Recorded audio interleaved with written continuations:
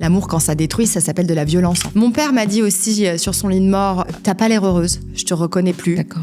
T'as perdu ta lumière. Ce silence-là chez les narcissiques, il est brutal, glaçant, long, il va durer inattendu, un temps. incompréhensible, parce que ça Exactement. tombe comme ça au moment où Exactement. finalement ça doit pas avoir lieu. On a des infections urinaires à répétition, mais vraiment. Donc les reins ne filtrent plus. Ils filtrent plus la toxicité, parce qu'on a envahi votre espace.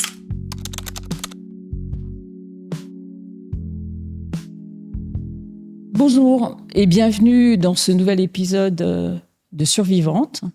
J'ai aujourd'hui la chance de recevoir Sophie Coste, qui est journaliste, qui est auteure d'un livre dont on parle beaucoup actuellement, qui s'appelle Chérie, avec un E. Bonjour Sophie. Bonjour, maître. Est-ce que je dois vous appeler maître ? Non, c'est pas du tout. Janine. Ça sera très bien, Okay. parfait. Bonjour Janine. Donc, j'ai une image de vous, d'une femme dynamique, flamboyante, souriante. Et cette femme, finalement, a fait une rencontre un jour qui a enlevé quelque part en elle cet élan de vie qu'elle avait, et vous l'avez exprimé dans votre livre, Chérie. J'aimerais savoir comment vous avez abordé cette écriture. Qu'est-ce qui vous a fait vous dire « j'aimerais que l'on connaisse un petit peu ce qui peut arriver alors qu'on est très bien, alors que tout va bien dans notre vie. Qu'est-ce qui peut basculer et nous faire vivre autre chose de totalement différent et de totalement... difficile. Oui, alors c'est une expérience en fait que j'avais jamais vécue avant. Donc j'avais eu des relations qui étaient des relations longues avec les deux papas de mes enfants, qui étaient des relations saines. Donc c'est vrai que j'étais pas du tout aguerrie, on va dire, aux relations toxiques. C'est tenté qu'on puisse l'être d'ailleurs, mais c'était nouveau pour moi. En fait, j'imaginais quand j'ai rencontré cette personne-là, que l'amour était quelque chose de beau, que l'amour était quelque chose qu'on construit, qui va apporter quelque chose dans la vie, de stabilisant, etc. Donc c'est vrai que j'avais tendance, moi, plutôt à être quelqu'un qui prend soin du lien, qui prend soin de l'autre, etc. J'étais pas du tout dans la méfiance des hommes. Voilà, donc je suis arrivée dans cette relation-là en me disant... pourquoi pas ? Et même, c'est marrant parce qu'à ce moment de ma vie, je venais juste de me séparer du père de mes enfants, qui était vraiment mon grand amour. Et c'était un contexte difficile parce qu'on a pris cette décision ensemble et elle n'était pas évidente à prendre. Et malgré tout, on l'a fait. Et il est arrivé à ce moment-là, dans un contexte vraiment de vulnérabilité, on va dire.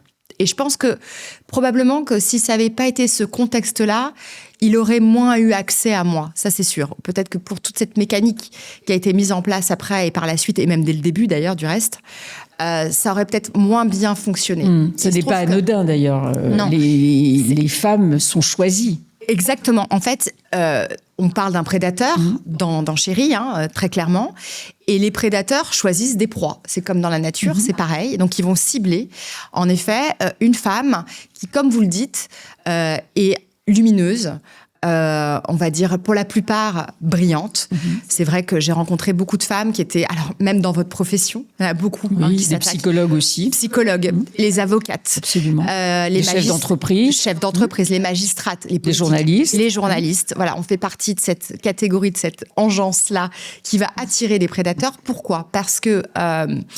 ils vont venir voler, justement, cette énergie, cette joie, en tout cas, toutes ces qualités que eux n'ont pas et qu'ils cherchent chez l'autre pour pouvoir se remplir. Donc, en effet, il est arrivé dans ce contexte-là. Et puis, pour répondre à la deuxième question qui est l'écriture, en fait, ça me dépasse aujourd'hui. C'est-à-dire que j'ai pas écrit Chérie pour alerter les autres.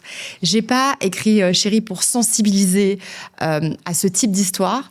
J'ai vraiment écrit Chérie parce que j'avais envie d'écrire un roman, que ça faisait des années que j'avais envie d'écrire et que là, j'avais un personnage de série, de film, de thriller. Et il fallait que j'en fasse quelque chose. En fait, moi, je suis tombée de l'armoire, quoi. Je me suis dit, mais il a fallu du temps pour réaliser que c'était pas de l'amour. Il a fallu du temps pour réaliser ce que c'était un trouble de la personnalité narcissique. Il a fallu énormément de cheminement pour me dire waouh, en fait, cette cruauté-là est à dessein. Il y a une conscience de ce qu'ils font, complètement. C'est-à-dire qu'ils choisissent de faire soit le bien, soit le mal. Et d'ailleurs, ils alternent en conscience des choses. Toujours. Ils alternent le chaud, le froid en permanence. Exactement, oui. mais en conscience. Oui. C'est-à-dire que ça met du temps quand même, ça, à monter au cerveau, à se dire, mais tout ça est conscient, donc c'est fait exprès, mais alors dans quel but ? Ah, le but, c'est de me détruire, mais alors pourquoi ils veulent me détruire ? Pourquoi il y a des hommes qui veulent détruire des femmes ou des femmes qui veulent détruire des hommes ? Tout ça, voilà, c'est tout un cheminement de psy que j'avais pas encore tout à fait, on va dire, au moment où j'écris. Et donc l'écriture, oui, c'était plutôt une manière d'écrire un thriller, une histoire avec des rebondissements, Voilà, ce livre a été écrit lors de votre séparation avec cet homme ou non ? Oui. Ou pendant ? Non, pendant j'étais dans la machine à laver, programme essorage à fond. D'accord. J'étais lessivée complètement, vidée, parce qu'il vous vide en fait de votre substance. Vous vous retrouvez complètement exsangue à la fin de l'histoire. C'est des histoires en plus avec beaucoup d'allers-retours en général. Donc, ça dure longtemps ? Ça dure longtemps ou pas, mais il y a une intensité, même par exemple des femmes qui m'envoient aujourd'hui des messages, il y en a beaucoup. Je pense que tout de suite, en fait, l'hameçonnage, le verrouillage, il se fait assez rapidement. On peut être, par exemple, totalement sous emprise d'un homme en 10 jours. C'est fou, hein, mais c'est vraiment, ça peut être très rapide. Enfin voilà, il n'y a pas de timing précis là-dessus. Ils peuvent être, il y a même des histoires aussi à l'inverse où des femmes, tant qu'il n'y a pas eu le verrouillage, ça va pouvoir durer 2-3 ans d'homme idéal. C'est long, hein, 2-3 ans d'homme idéal. Alors après, avec le recul, elles vous disent toujours, il y avait des signes. Bien sûr. Il y avait des signes. Toujours des signes. Voilà. Toujours. J'ai pas vu ça. J'ai pas voulu voir. En analysant avec le recul et a posteriori, elles trouvent effectivement des choses qui dissonnaient dans la relation. Mais ça allait encore. Voilà. Donc ça peut durer très longtemps. Moi, chez moi, ça a duré 5 ans d'aller-retour. C'est long. C'est très long, 5 ans dans une vie. C'est très long, mais je pense que c'est le temps qu'il me fallait à moi pour comprendre cette leçon que m'envoyait la vie et qu'est-ce qu'il fallait que j'en retire de ça et comment j'allais avancer après. Je pense que je suis partie tellement de fois, j'avais pas compris encore. Je comprenais pas. J'étais vraiment dans un truc d'incompréhension totale de ce que peut être l'emprise, de pourquoi j'y retournais, de cette codépendance, de cette addiction qu'on a. Enfin. Et cet homme, comme beaucoup, ont plusieurs femmes qui ont vécu les mêmes choses dans leur vie.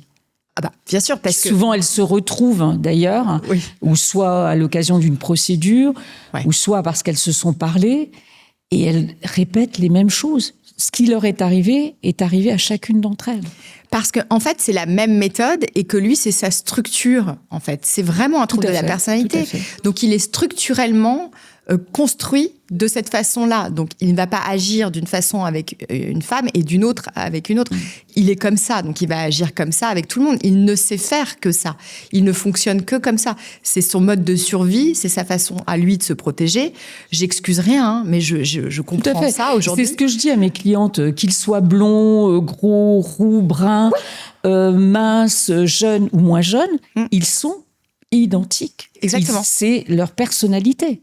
Mais ce qui est incroyable, c'est ce que vous dites, c'est hyper intéressant parce que cette polymorphie qu'il peut y avoir, c'est-à-dire qu'il peut se cacher effectivement sous plein d'aspects différents, dans plein de milieux sociaux différents. Alors, quand même, beaucoup ont accès au pouvoir aussi. Hein. L'argent au pouvoir, on en retrouve quand même pas mal en politique. On en retrouve, il y en a quand même beaucoup. Mais en effet, ça peut être n'importe qui, n'importe quel homme, n'importe quelle profession. Il y a des gendarmes, il y a des policiers. Enfin, voilà. L'autorité. L'autorité, il y en a. Et surtout, il y a quelque chose aussi de polymorphe chez lui, qu'il soit en société ou alors après en huis clos. Il va changer. Deux hommes différents. Deux visages différents. Tout à fait. Et même avec les proies différentes qu'il a eues, ils vont se montrer sous des jours différents aussi. Parce qu'ils vont arriver, alors ça va être la même méthode, etc., mais ils vont s'adapter quand même. Il y a une capacité de caméléon chez ces hommes-là, où en effet, par exemple, une nouvelle proie, une femme qui n'a pas encore expérimenté véritablement, qui n'est pas encore allée faire les montagnes russes, le roller coaster, qui peut en être au début, etc., même si elle a vu, en effet, déjà quelques dissonances dans la relation, il va pas se présenter de la même façon. Moi, je sais que j'ai parlé avec différentes proies de cette même histoire. Et il y en avait une qui me racontait qu'en fait, avec lui, ah non, il n'était pas du tout comme ça. Et en fait, ce que j'ai compris, c'est que il s'adaptait. Il se présentait sous un jour différent et que probablement, elle n'en était pas encore à ce timing d'humiliation, de rabaissement, etc. Vous n'étiez pas à la même phase. C'était pas la même phase. Et puis, ces hommes-là ont une faculté, c'est de s'adapter à l'autre. L'autre aime le jazz, il va adorer le jazz alors qu'il déteste le jazz. Il va adorer la plage alors qu'il déteste la plage. Tout ça pour la mettre dans sa toile, dans son panier. Ouais. Et après, on voit. Mais ce qui est très intéressant, c'est ça justement, c'est que est-ce que ça raconte de nous aussi ? Qu'est-ce que ça nous fait dans une rencontre quand quelqu'un, on se trouve des points communs avec quelqu'un. On se dit, bah tiens, on se ressemble, c'est vrai, on se comprend probablement, et puis alors lui, il va encore plus loin, parce que non seulement il a ce point commun merveilleux pour la littérature, et puis pour la nage en mer, comme vous dites, mais alors il va aussi avoir les mêmes traumas que vous. Et ça vient toucher véritablement votre cœur, votre âme. Il va se poser en victime, souvent. Ah oui, il va aller son enfance, sa mère. Son enfance, c'est la même que la vôtre. C'est fou quand même, ça. Oui, c'est dingue, hein. Oui. Ça va être le même traumatisme d'abandon, le même traumatisme de père, soit abandonnique, soit autoritaire, cette mère qui l'aurait pas assez écouté, cette fratrie dans laquelle on se comprend pas vraiment. Non, mais j'en ris aujourd'hui, parce que, et je sais que j'ai envie quand même qu'on puisse rire un petit peu après, parce que je pense que ça peut donner de l'espoir aux femmes qui nous regardent, qui sont peut-être déjà des survivantes ou qui sont dans la matrice encore. Je trouve que peut-être de nous voir, vous et moi, sourire de ça de temps en temps, elles peuvent se dire « Ah, c'est possible ». Oui, on y arrive. Ouais, on y arrive. On y arrive, à surmonter. Et pourquoi on y arrive ? Parce qu'une fois qu'on a vu la trappe sous la scène du grand magicien, le tour de magie, le passe-passe n'est plus du tout le même. Il y a quelque chose qui devient un peu de l'ordre du grotesque, quelque part, du ridicule. Mais c'est tellement, tellement inimaginable pour nous que d'arriver à ça, c'est vrai que c'est compliqué. C'est très compliqué. Le fait de raconter nos histoires, de raconter les histoires de femmes différentes, peut-être alerter. Un peu ça plus, alerte. Un peu plus. Ouais. Mais quand on est dedans, on a du mal à y croire. Oui, mais moi, il m'aime différemment. Oui, mais moi, il tient à moi. Et en fait, il joue le même jeu qu'avec les autres. Mais on ne peut pas le savoir. D'abord, on a envie d'y croire. Quel a été le déclic chez vous pour vous rendre compte qu'un jour, trop, c'est trop ? Que vous n'en pouviez plus de vivre en permanence avec du chaud, du froid, de l'alternance, plus avoir de nouvelles, et puis avoir des nouvelles, et puis avoir des bouquets de fleurs. Et en permanence, vous vous êtes douté de quelque chose d'une autre vie ailleurs ou... En fait, je crois que, franchement, pour être très honnête, je pense que son système de chaud-froid, de tu es la femme de ma vie, mais tu es nulle, enfin, voilà, la caresse-claque, etc., dans mon référent, dans mon système, j'arrivais pas à comprendre ce qui m'arrivait. J'étais vraiment dans ce truc de toile d'araignée, de l'emprise, etc. D'accord. Donc, j'avais pas la possibilité, en fait, de me référencer à ça pour m'en sortir. Donc, la seule chose qui, pour moi, a été un référent de base, qui était compréhensible par mon cerveau, c'était les tromperies. Donc, pour moi, dans un couple, on ne trompe pas. Donc, dans mon système référent, ça fonctionnait pas. Donc, c'est probablement ça, les infidélités. D'accord. Et vous avez appris ? Oui. Oui. D'accord.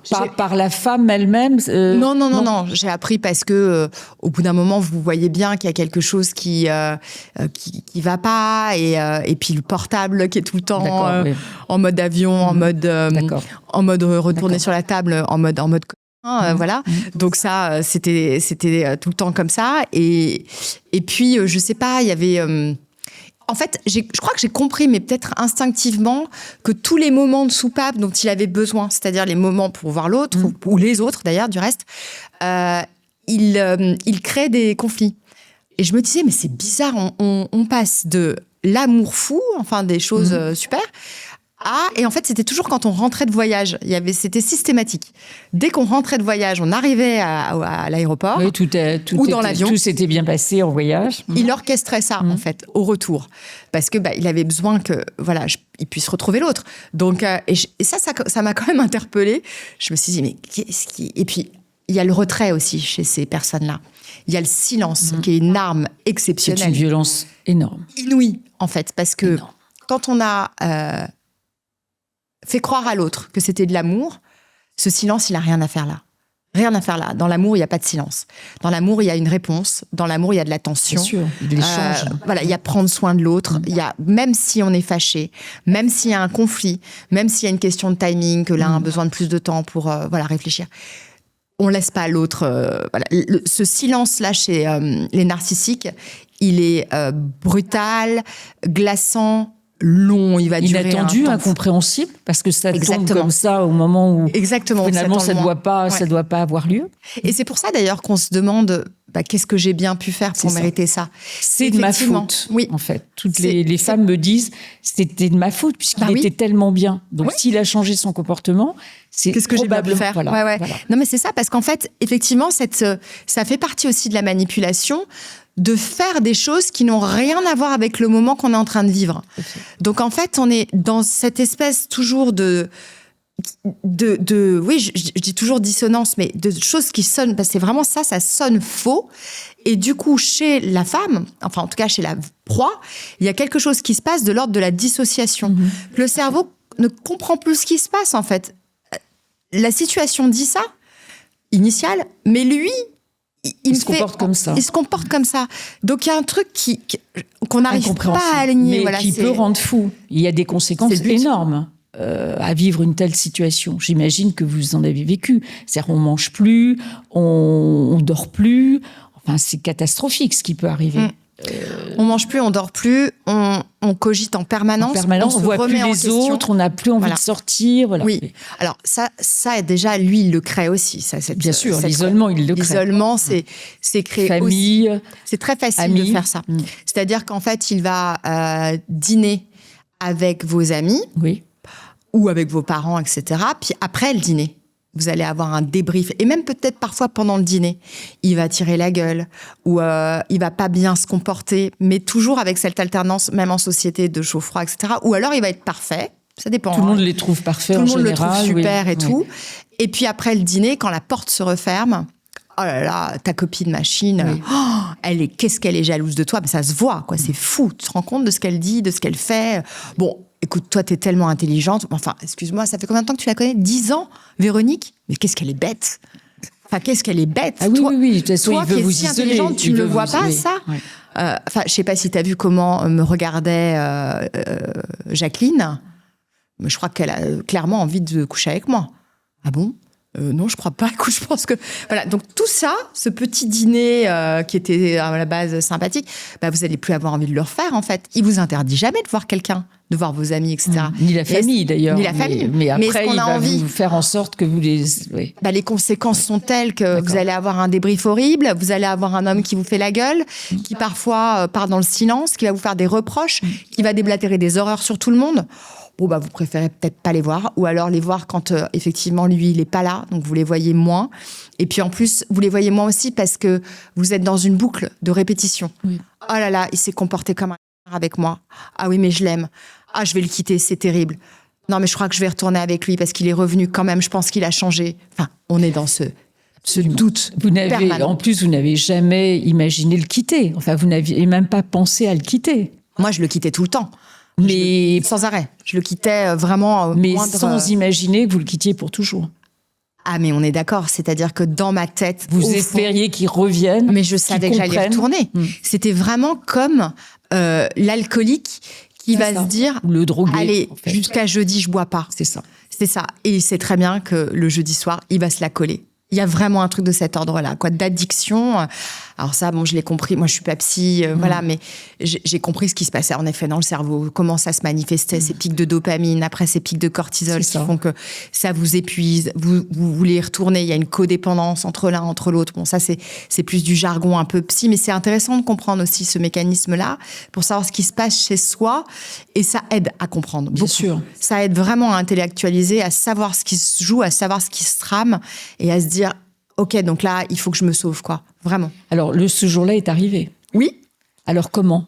Il y a eu un déclic. Qu'est-ce qu'il y a eu de plus ? Ah, j'ai du mal à le... Vous n'arrivez pas à le déterminer. J'ai du mal à le déterminer, mais précisément. Mais à un moment donné, dans ma tête, c'était fini. Voilà. Ras-le-bol. Il y a sûrement eu un truc avec mon père, à ce moment-là, qui partait parce que il était en phase de cancer terminal, donc à l'agonie, parce qu'en France, vous le savez très bien, le droit pour faire partir les gens qui sont en train de mourir, très compliqué. Bon, c'est en train d'évoluer, heureusement, mais à ce moment-là, c'était vraiment très difficile pour moi. Et j'avais envie qu'il soit près de moi quand même, mon prédateur à ce moment-là. Et il m'a dit, tu vas quand même pas te servir de la mort de ton père pour me faire culpabiliser. Enfin, parce que moi, j'ai du travail. D'accord. Donc, cette petite phrase, elle est venue quand même remplir le vase un petit peu trop, je crois, quand même. Mon père m'a dit aussi, sur son lit de mort, t'as pas l'air heureuse. Je te reconnais plus. D'accord. T'as perdu ta lumière, donc ça fait beaucoup, parce qu'il parlait pas beaucoup, mon père. Et quand il disait une phrase, en général, elle était plutôt assez limpide. Ça vous a alerté. Ouais, je crois que... Et il m'a dit, promets-moi d'être heureuse. Et ça m'a vachement touchée, parce que je me suis dit, est-ce que je suis partie par loyauté pour mon père ? Peut-être. Peut-être que c'est lui qui m'a sauvée quelque part. C'est possible. Je trouve ça beau, j'ai envie de le croire, magnifique, en fait. Magnifique. Ouais, peut-être que c'est ça. Donc, à partir de là, un jour, vous avez dit, je pense que notre relation n'est plus possible. Alors, j'ai pas dit, je pense que notre relation est plus possible, parce que vous avez lu mon livre et que vous avez vu ma plume. Oui. Je lui ai écrit, et je lui ai écrit comme dans le livre. Je lui ai écrit comme Nour parle dans le livre, puisque Nour, c'est moi. D'accord. Et elle mâche pas ses mots. Donc, je lui ai écrit tout ce que j'avais compris, tout ce que je savais, et je lui ai écrit surtout que je n'y retournerai plus jamais. Et je crois que ce point final, pour une fois, il l'a cru. Parce que c'était tellement aligné. Il n'a pas répondu. Alors, non, il a pas. Je l'ai bloqué, il faut les bloquer, ces gens-là. Il ne faut même pas se poser la question de savoir si on les bloque, si c'est bien de bloquer quelqu'un ou pas. Il faut se protéger. Ouais. Donc, il faut bloquer. Mais il y a d'autres moyens de communication. Bien sûr. Il y a les mails, il y a se pointer chez vous, il y a vous envoyer une lettre manuscrite. Moi, ça, il l'a fait. Il a écrit à l'encre bleue des mots merveilleux sur lesquels il a pleuré. D'ailleurs, je voyais les traces de ploc-ploc de larmes. Ah, d'accord. Il avait dû acheter un brumisateur, je pense. À ce moment-là. Mais très bien fait. C'est vrai que c'était vraiment au bon endroit. Il a le temps d'ailleurs. Des je t'aime, lui des qui travaille autant, il a le temps quand même de... C'est fou, hein ? Ah oui. Mais c'est vrai que pour un homme qui est très occupé, il avait un temps fou pour justement ces triangulaires, etc. Et ce qu'il faudrait expliquer aussi aux femmes, c'est un truc très important. C'est-à-dire que ce sont des hommes qui ne sont pas des hommes infidèles parce qu'ils ont une libido ou parce qu'ils viennent de tomber amoureux d'une autre. Pas du tout. Ce sont des hommes qui vont vous mettre, vous, en tant que état d'amour. En état, en fait, de comparaison avec les autres. C'est-à-dire qu'en fait, ça commence toujours comme ça. Quand vous allez rencontrer un homme ou une femme, d'ailleurs, là, on parle des hommes parce qu'on parle de mon histoire, mais le vice n'est pas genré, je le répète. Mais bon, vous allez rencontrer un homme qui va vous faire croire qu'en fait, dès le début, vous êtes unique. Et surtout, que toutes ces ex sont complètement timbrées. Elles sont folles. Tout à fait. Elles l'ont maltraité, traumatisé, alors que lui a été vraiment exceptionnel. Lui est un bon père de famille. Il va à la messe le dimanche, il est super, il adore sa maman, il se présente vraiment sous ces aspects-là. Et malheureusement, pour une raison obscure, il a été tellement maltraité par toutes ces femmes, le dénominateur commun étant lui. Mais vous... ça vous alerte pas au début parce que vous vous dites... et puis probablement que les proies ont aussi un instinct de sauveuse. Et ça, il le sait. comme elles prennent soin du lien, et elles prennent soin du lien beaucoup, elles ont un peu quand même en filigrane, certainement, un manque d'amour, un besoin d'amour Bien sûr. plus intense que les autres femmes. Et donc, elles vont y aller, quoi. Ah bah cet homme-là, je suis unique pour lui. Et en plus, je vais pouvoir le sauver. Et en plus, moi, je vais m'en occuper encore mieux. Ça, c'est le début. Après, vous allez passer au statut de folle, vous-même. Donc, voilà. Et pour que vous passiez au statut de folle, souvent, ça l'arrange quand même d'en rencontrer une autre. En tout cas, d'en mettre une autre dans l'équation. Oui, pour vous montrer, pour vous provoquer, oui. Et vous montrer à quel point elle est super, celle-là. Parce que elle fait ça que vous ne faites pas. Elle fait l'amour de cette façon-là. Il va aller très loin sur l'intimité aussi de la femme, etc. Et puis, en plus, ce qui est formidable, c'est que si il vous trompe, c'est votre faute. Parce que vous n'êtes pas assez comme si. Vous n'êtes pas assez comme ça. Que si vous aviez été comme l'autre, comme celle qui vient d'arriver, ça se serait tellement merveilleusement bien passé avec vous. Donc, vous avez supporté les infidélités. Alors, en fait, j'avais pas tout à fait les preuves tangibles. D'accord. Mais je le savais. Il a aussi une façon de raconter que mais non, mais c'est rien du tout. Enfin bon, voilà, la mythomanie fait partie des symptômes aussi. Donc, il est très très adroit et habile avec le mensonge. Donc vous finissez. Alors je sais pas quelle est la part de je ne veux pas voir, de déni aussi que j'ai pu avoir là-dedans. Et cette part aussi d'emprise, on est sous emprise, on est déjà bien hameçonné et on ne peut pas partir. On ne peut pas bouger. On ne peut pas bouger. On est déjà dans un truc où... Même mentalement, c'est difficile. On est déjà dans cette prison mentale, on est déjà dans quelque chose de cet ordre-là. Quand ça arrive, les infidélités, ça n'arrive pas au début. Ça arrive, vous êtes déjà dans le fait de douter de vous, déjà dans le fait de vous remettre en question. Vous êtes déjà rabaissé par cet homme-là. Donc vous vous dites que vous valez plus grand-chose déjà à ce moment-là, quand il commence, lui, c'est triangulaire. Bon. Il vous a proposé une vie commune ? Alors mariage, oui, ça fait partie. Oui, ça fait partie du truc. Le mariage, il me l'a proposé au bout de 3 semaines, je crois. Moi, ça va vite en général. Hein. Moi, j'ai ri parce que ils veulent des enfants très vite aussi. Ils peuvent pas garder le masque très longtemps. Bien sûr. Donc c'est très fatigant de garder, voyez, de pas être vous-même. C'est même horrible. Moi, je sais pas faire ça. Donc c'est très rapide. Il faut que ça aille vite, parce qu'en plus vous le fatiguez vous avec votre joie, avec votre envie, voyez, d'amour. Non, attendez, on va vite passer à la destruction. Là, l'autre phase, c'est celle-là qui l'amuse le plus. Donc, qu'est-ce qu'on va rester dans ce truc de love bombing ? Ça va 5 minutes. Il vous propose le mariage. Ouais, mariage, les enfants. Vous dites pas oui tout de suite. Comment ça se passe ? Je dis non. D'accord. Non, mais c'est pas que je dis pas oui, c'est que je dis non, en fait. Il y a beaucoup de femmes qui disent oui. Et c'est encore pire. Mais c'est pas grave si elles disent oui, parce que... on peut avoir envie de se marier avec un homme très vite, et puis on peut, voilà, si on est amoureuse, si l'homme est sincère. Non, mais dans ce cas de figure. Bah oui, dans ce cas de figure. Mais dans ce cas de figure, en fait, comment se rendre compte qu'en fait, l'amour est fin ? Comment on discerne ça, en fait ? C'est impossible. Ça ressemble comme 2 gouttes d'eau à une véritable histoire d'amour qui va très vite. Une très belle histoire d'amour. Et une très belle histoire d'amour, parce qu'en fait, il y a une connexion qui est insensée, une évidence, quoi. Donc, le vous mec dites non parce que c'était trop tôt pour vous. Bah, moi, je viens de me séparer du père de mes enfants. D'accord. Enfin, 2 semaines après, j'ai un type qui me demande en mariage. D'accord. Là, non.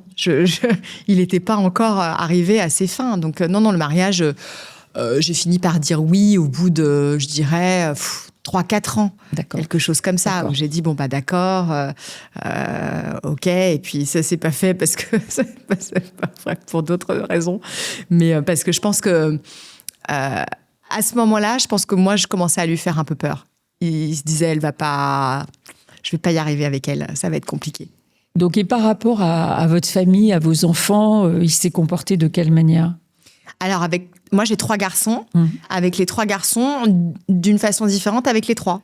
Donc, il allait avec le grand, il parlait beaucoup de travail, etc., parce que le grand était dans des études supérieures. Le moyen, il était encore un peu dans un truc de je veux briller. Il s'adaptait, en fait, à chacun. Voilà, donc des trucs de marque et tout ça. Donc, voilà. Et puis, le petit, il le faisait marrer. Il rigolait avec lui, il lui racontait toujours les mêmes blagues. Voilà. Puis l'autre, ça le faisait rire. On se prend au jeu. Hein. Il arrive vraiment à... Ça marche pas avec tout le monde. Il y a des gens, quand même, qui sont réticents à ça, qui le voient. qui le voient assez vite. Alors, est-ce que ce sont des femmes ou des hommes qui ont déjà été victimes de ce genre de profil? Peut-être. C'est bien possible. Peut-être, mais il les détecte. Et alors il va les isoler en 2 secondes. C'est-à-dire que moi, je me rappelle de ma cousine. Il avait essayé de lui faire entendre que j'étais trop ceci ou trop cela, ou pas assez ceci ou pas assez cela. Et elle lui avait dit, mais ma cousine, elle est comme elle est. Et elle lui a dit, si elle est trop pour toi, c'est que t'es pas assez pour elle. Donc, il s'était pris un... Voilà. Oui. Et donc, ma cousine, c'était devenue la femme à abattre. Vraiment, j'avais une horrible cousine. Il fallait plus la fréquenter, quoi. Oui, mais j'ai continué à la fréquenter. Alors, donc cet homme, vous n'avez plus de nouvelles, hein. Si, il est revenu. Après l'ultime rupture, alors il m'a fait un truc exceptionnel. Après la lettre larmoyante. Janine, il m'a fait un truc magnifique. Parce qu'après cette lettre larmoyante, non, la lettre larmoyante, non, ça, moi j'ai envoyé une lettre définitive de rupture, etc. Ça, c'était l'ultime rupture. C'est ce que je raconte dans le livre, mais je raconte pas le retour, et le retour, il est assez magique. Où donc je crois qu'il se fait larguer à ce moment-là, en fait, par les deux proies en même temps. Parce que, il y en a une à un moment donné on se parle beaucoup. D'accord. Elle connaît pas non plus mon existence, pardon. Donc, on ne sait pas, que toutes les deux. Donc, il a cette double vie quand même, parce qu'on vit pas dans le même pays. Donc, elle vit avec lui dans un autre pays. D'accord. Et elle découvre ça, et ça fait quand même 2 ans que la farce dure. Ça fait beaucoup, 2 ans quand même. Donc, elle est remontée quand même aussi un peu. Même si on n'a pas tout à fait le même tempérament, elle est... bon. Et donc, je pense qu'il se fait quand même larguer par les deux au même moment. Il va mettre, en fait, le problème, c'est que lui, il faut que ce soit pas trop compliqué non plus à récupérer, vous voyez. Il faut que la souris bouge encore, mais si elle est trop réticente, il lâche. Pourquoi j'irais pas vers une autre, finalement? Et ça, c'est tellement la bonne nouvelle pour les femmes.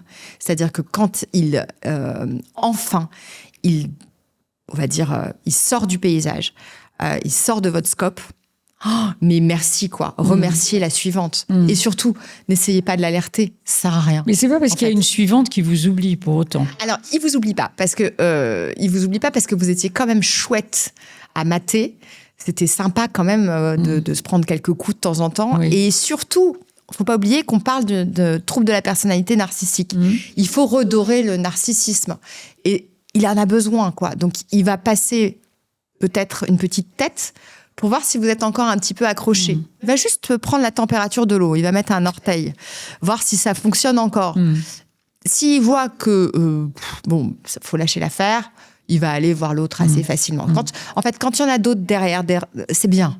C'est super parce que vous dites pas, oh là là, il m'a trompé, il est en train de me tromper, il est avec une autre et il va vivre sa best life parce que c'est ce qu'il fait aussi.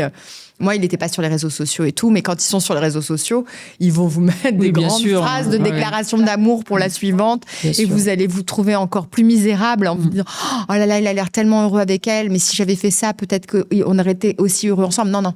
Vous n'auriez pas été heureux ensemble. Il n'est pas non plus heureux avec elle. C'est juste, en fait, la mascarade qui continue, le bullshit pour rester correct. Pour attirer d'autres, éventuellement. Oui. C'est la même chose. Il va refaire la même chose à chaque fois. Et vous êtes... voilà. Mais ce qui est intéressant, c'est qu'en effet, le retour quand même magique, 6 mois après... c'est une anecdote, ça va vous faire peut-être sourire, mais il revient avec on m'appelle, donc 6 mois après, un livreur d'une grande maison de fleuriste à Paris qui m'appelle et qui me dit, j'ai un bouquet pour vous à vous faire livrer. Et je dis, quelle est la personne? Et à ce moment-là, moi, j'ai 3 mecs sur le feu. Et j'en ai un qui est en Israël, j'en ai un qui est aussi en Angleterre et j'en ai un autre qui est à Paris. Mais je flirte avec les 3 et je les aime bien, en fait. Tous les 3, ils sont sympas. Et donc, je veux surtout pas que ce soit l'autre. Et donc, il me dit, mais je peux pas vous le dire. Je suis écoutez, alors je vais pas l'accepter, c'est pas grave. Et je lui explique un peu le truc. Et lui, ça le fait rire parce que il me dit, on a tellement l'habitude de ce genre de choses. Et donc, il me dit, écoutez, je peux pas vous donner l'identité. Je dis, mais est-ce qu'il a donné un numéro de téléphone? Il dit, oui, il a donné son numéro de téléphone. Je dis, comme vous pouvez pas me le révéler, moi, je vais vous le donner. Puis vous allez juste me dire oui ou non. Donc, il me dit oui. Bon, je dis, alors, j'en veux pas. Et donc, il appelle quand même cette personne pour lui dire, madame ne veut pas. Refuse les fleurs. Et donc, il lui donne son identité. Il dit, parce qu'elle connaît pas votre... Non, mais c'est jusqu'au bout, quoi. Il s'est dit, elle va revenir avec un bouquet de fleurs. Enfin, c'est quand même dingue. Oui, mais tout est possible. Vous n'auriez peut-être pas été en meilleur état. je dirais, pour justement avoir des flirts et croupir chez vous en train de pleurer, en train d'être déprimé, ça aurait marché. Tout est possible ça aurait marché parce que dans la chronologie, dans le timing, en effet, j'étais sortie, moi, ça y est, de l'ornière, mais vraiment, j'en étais sortie. Mais je pensais qu'il l'avait compris quand même. Et là où j'ai compris qu'il l'avait compris, c'est que je me suis dit, est-ce qu'il va monter le curseur comme il faisait avant ? C'est-à-dire quand j'étais encore justement dans cette mécanique de l'emprise. C'est ce qu'il faisait. Les fleurs, ça marchait pas. Hop, il sortait un autre truc. Ça marchait pas, il sortait un autre truc, il sortait un autre truc. Les lettres, les trucs, les pleurs, les larmes, les machins, ça va crescendo. Et là, en fait, il a compris définitivement parce qu'il a rien sorti d'autre. Il avait rien à... Voilà, il y avait plus de... Donc là, à partir de ce bouquet de fleurs, il a compris. Il a compris, puis après, il y avait quand même Chérie, qui est sorti assez rapidement aussi, parce que j'ai mis 1 an à l'écrire, donc c'était assez vite. Je pense qu'après le livre, oui, on ne revient pas. Vous n'avez plus croisé des personnes qui le connaissent. Alors parfois, je croise des personnes qui le connaissent, qui essaient de me parler de lui, et je ferme les écoutilles, je ne veux rien savoir. Il va répéter complètement le fonctionnement. C'est amusant parce que j'ai des amis que j'adore, qui sont vraiment mes amis chéris, qui adoreraient me raconter qu'elles l'ont croisé à tel endroit, etc. Et c'est vrai que ce genre de gossip, on aime bien en général. Et j'en ai une qui est très marrante, elle me dit... Alors, on est d'accord que si je le croise, je te le dis pas. On est d'accord que si je l'ai croisé, je t'en parle pas. Et je sais qu'elle l'a croisé. Et j'ai dit, bah oui, on est d'accord que tu vas être très frustrée, mais que tu vas pas me le dire. Il faut couper le lien complètement. Et donc, ça la frustre parce que je sais qu'elle a envie de me raconter qu'elle l'a vu sortir d'une porte cochère avec une fille et tout. Et je lui dis, je suis désolée, de toute façon, raconte-le à quelqu'un d'autre. Vous le connaissez trop bien et vous savez trop bien ce qu'il peut faire et le mal qu'il peut faire surtout. Mais pour moi, aujourd'hui, cette personne-là, c'est un clown. Vous voyez, je comprends. Donc, moi, j'ai pas envie de retourner au cirque Pinder. Ça m'intéresse pas. J'ai pas de colère vis-à-vis de lui parce que, je vous dis, il y a quelque chose de l'ordre un peu de la misère, en fait. Alors, sans avoir pitié d'eux, c'est vrai qu'il ne faut pas s'intéresser à eux. J'ai pas pitié. Mais ce que je trouve assez brillant dans cette leçon de vie et dans cette expérience, et ce qui me fait du bien, c'est que je me dis, on ne sera jamais comme eux. Qu'est-ce que c'est fantastique, quoi. De laisser son cœur ouvert, de croire encore en l'amour. Et vous y croyez encore ? Bien sûr. C'est formidable. D'être dans la joie quand on est dans la nature, d'être dans cette espèce de bonheur quand on écoute de la musique. En fait. Mais oui, d'être dans le lien à l'autre. Je pense qu'il ne la connaît pas, il n'y a pas accès. Cette vie. Il n'a pas accès à ce qui est beau dans la vie. Et ce qui est beau dans la vie, c'est l'altérité. C'est de se rencontrer, vous et moi, parler pendant 1 heure et de se raconter des choses où on peut se retrouver. Absolument. Mais lui, il n'a pas ça. Mais nous, on l'a. C'est fabuleux. Non, parce que lui, tout est calculé, en fait. C'est un savant calcul de tout ce qu'il fait avec l'une, avec l'autre. Il tire un peu les ficelles et ça l'amuse beaucoup, mais jusqu'à quand ? Vous voyez d'ailleurs tous les livres, par exemple, sur les pervers narcissiques, souvent ils sont illustrés par cette espèce de marionnette avec les cils, vous voyez, comme ça, comme un pantin. Ce qui n'est pas le cas de mon livre, qui est où j'ai mis un cadenas parce qu'en fait, je trouve que ça représente vraiment bien ce qui se joue avec ce genre de personnage et surtout, il n'y a pas son point de vue à lui, en fait. Ça, j'en avais pas tellement d'intérêt. C'est l'autre, c'est lui, c'est voilà, parce qu'en fait, ça pourrait être lui, mais ça pourrait être un autre. Finalement, bien sûr. Je suis tombée sur lui, mais je pense que je serais tombée sur un autre. À ce moment-là de ma vie, j'avais besoin de comprendre ça sur moi. Donc, ce que je souhaite, c'est de ne pas rencontrer un autre qui va vous verrouiller dans votre vie, dans votre espoir. Je pense que là où j'en suis aujourd'hui, je ne peux pas dire que ça ne pourra pas m'arriver de nouveau, mais franchement, je ne crois pas. Vous avez détecté plus vite, en tous les cas. Alors, j'ai quand même passé 5 ans, moi. Donc, en 5 ans, je me suis posé beaucoup de questions. Et puis ensuite, j'ai fait énormément de recherches sur ce sujet-là.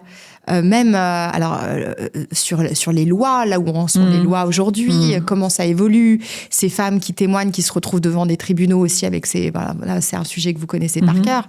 Mais comment elles se retrouvent lessivées avec lui qui arrive, pareil, devant les magistrats très droits, très cortiqués. Oui, et les magistrats ont tendance à le croire plus que la femme. Mais c'est normal. Qui a été victime, qui a été complètement soumise pendant des années et on pense que ça n'est pas envisageable.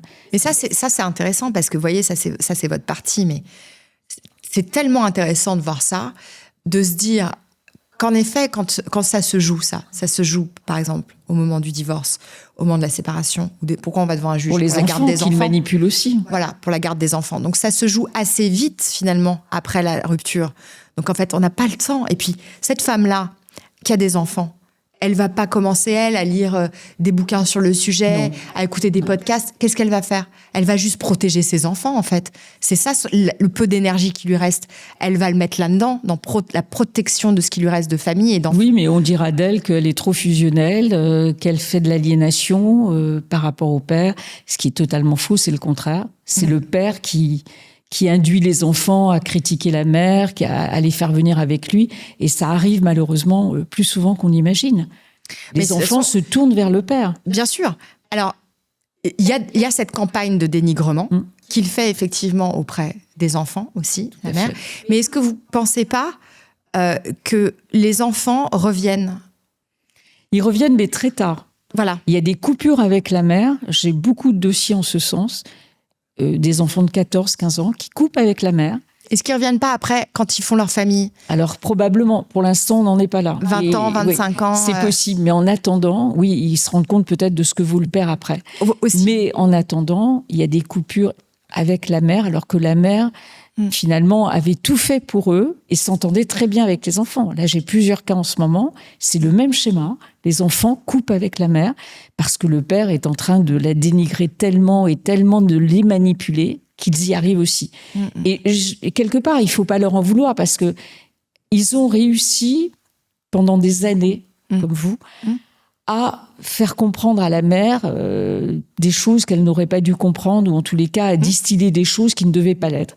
Et les enfants, ils font pareil. Seulement, les enfants, ils n'ont pas la maturité d'une adulte. Ce qui est intéressant, c'est aussi de dire que ce genre de personnalités ne font pas des bons pères.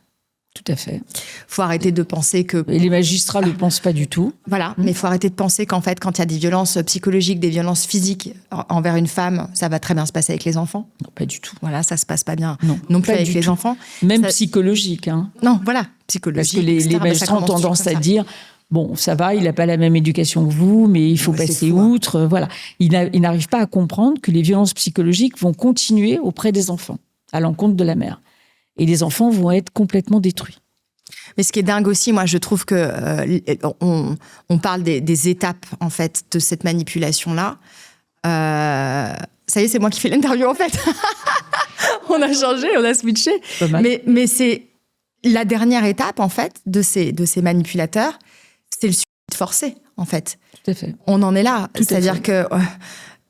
on parle du love bombing, on parle du verrouillage, on parle de tout ça dans les médias. Mais ils vont jusque-là. Mais ils vont jusqu'à dire tu n'as qu'à te tuer. De toute façon, tu n'intéresses personne, tu n'es plus bonne à rien. Donc le mieux, c'est que tu disparaisses, que tu te tues, etc. Oui. Et ils n'arrêtent pas de le dire, à tel point qu'il y en a qui le font. Oui. Les conséquences sont très graves. Toutes mes clientes qui ont passé quelques années avec ces hommes... Elles ont tenté de se mettre en l'air. Elles ont tenté, ou en tous les cas, elles sont en dépression. Ouais. Où elles ont vraiment des soucis de santé énormes. Oui. Que ça soit respiratoire, des soucis de cœur.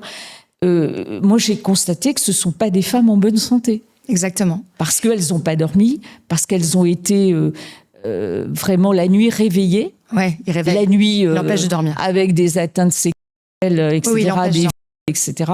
Oui. Donc, en fait, ces femmes sont détruites à tout point de vue. Elles ne se représentent plus rien. Elles se disent « je ne vaux rien ». Je ne vaux plus rien. Donc, il me reste qu'à disparaître. Exactement. Exactement. Et même, ils le disent aux enfants. Bien sûr. Ta mère, elle ferait mieux de se mettre en l'air, etc. Bien sûr. Enfin, bien sûr. Les enfants ne sont pas du tout épargnés dans ces violences pas du tout. Les enfants finissent par le croire. Oui, bien sûr. Comme les femmes ont fini par croire qu'elles n'étaient rien, oui. À force d'entendre ça toute la journée, distillé de manière répétée. Mais c'est horrible. C'est vraiment une décharge émotionnelle immense qui fait qu'elles ont du mal à se rétablir. Ouais, c'est une détresse terrible. Et on y arrive, il faut avoir de l'espoir parce qu'on y arrive, elles y arrivent. Ouais. Elles y arrivent.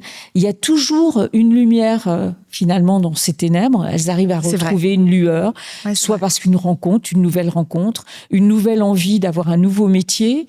Voilà, elles se restaurent, elles finissent par se restaurer. Et moi, je pense que ce qui est important, justement, vous parliez de la maladie et de l'état dans lequel on est physiquement, ce qui est hyper important comme signaux d'alerte, c'est le corps. C'est-à-dire que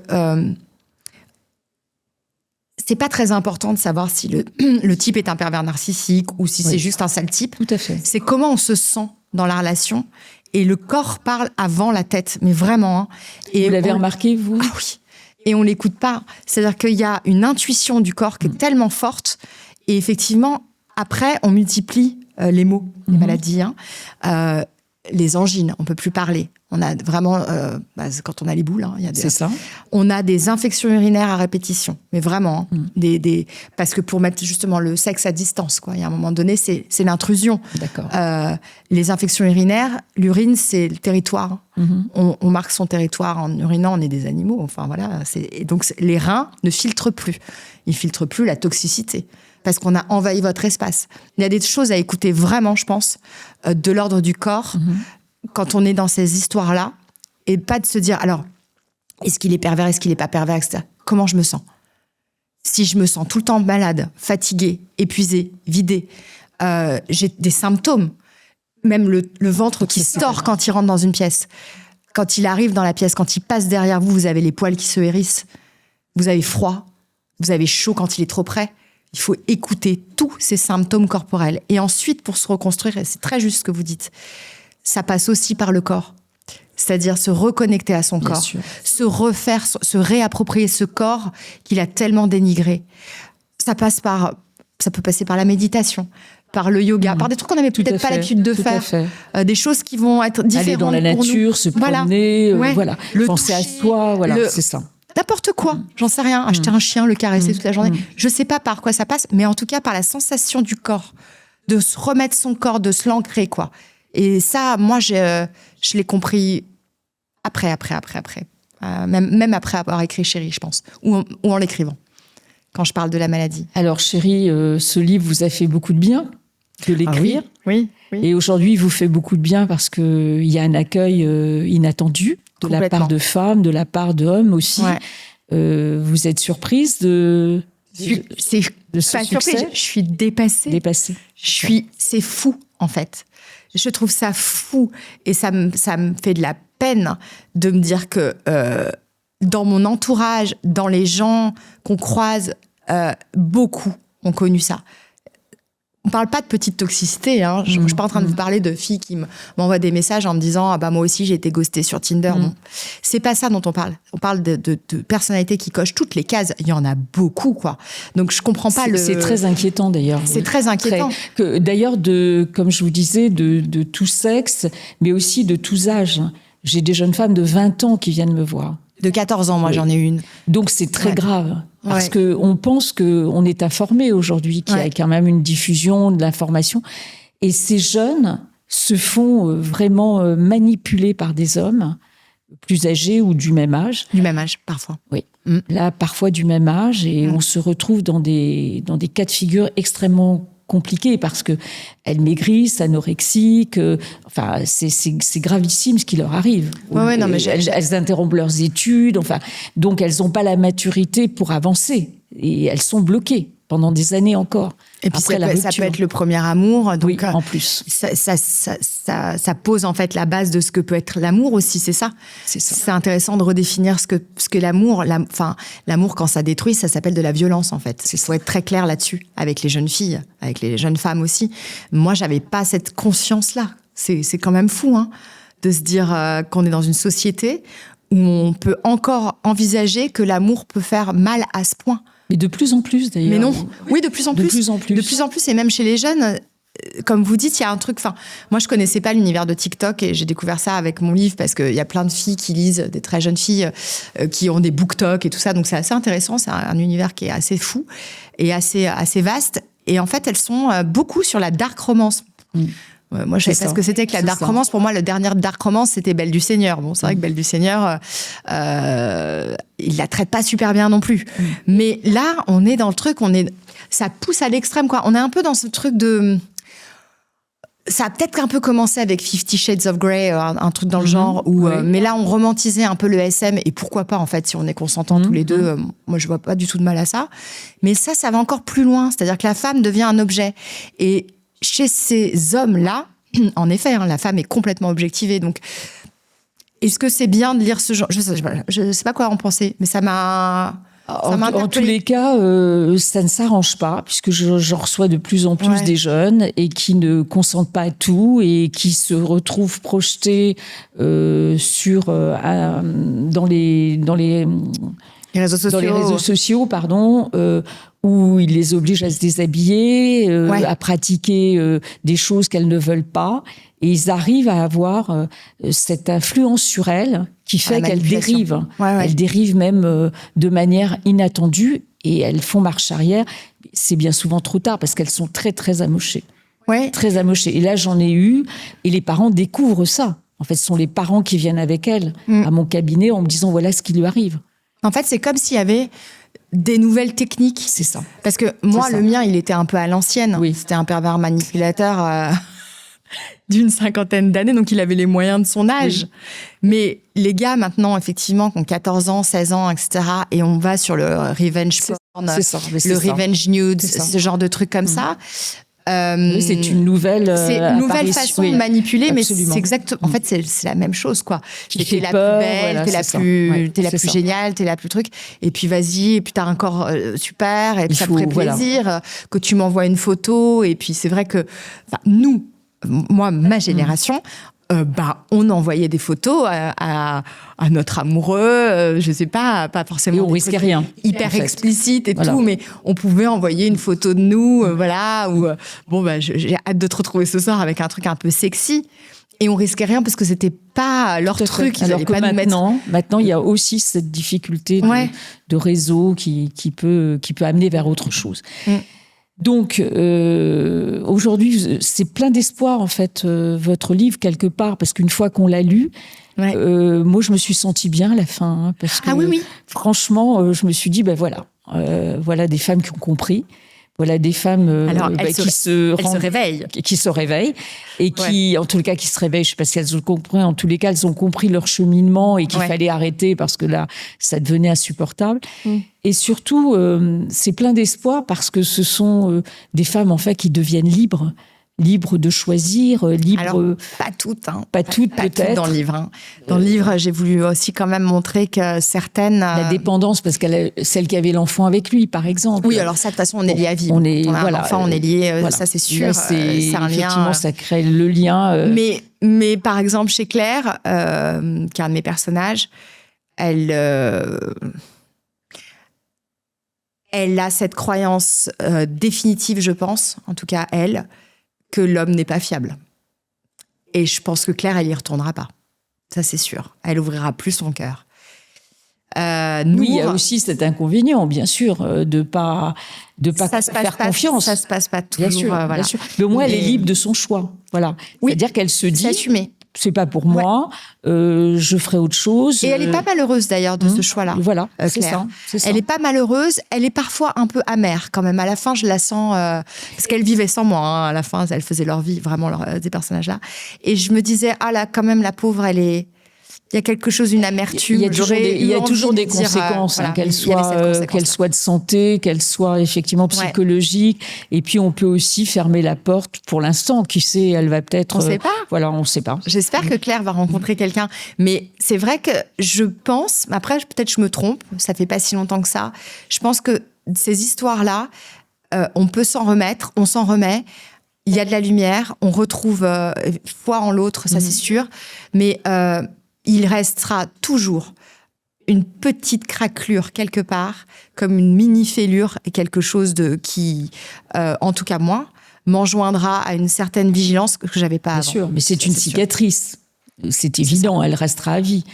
Mais il y a aussi de l'espoir. Moi, j'ai beaucoup d'annonces de mariage parmi mes clientes qui étaient désespérées quand elles sont venues la première fois et qui, quelques années après, finalement m'annoncent qu'elles vont se marier, m'envoient la photo. Mais parce qu'elles sont tombées sur un homme bien. Absolument. Parce qu'il y a des hommes bien. Il y en a plein. Heureusement. Il y en a plein. Enfin, il y a quand même plus d'hommes bien que de pervers narcissiques. Heureusement. Vous imaginez, sinon l'enfer du monde dans lequel on vivrait.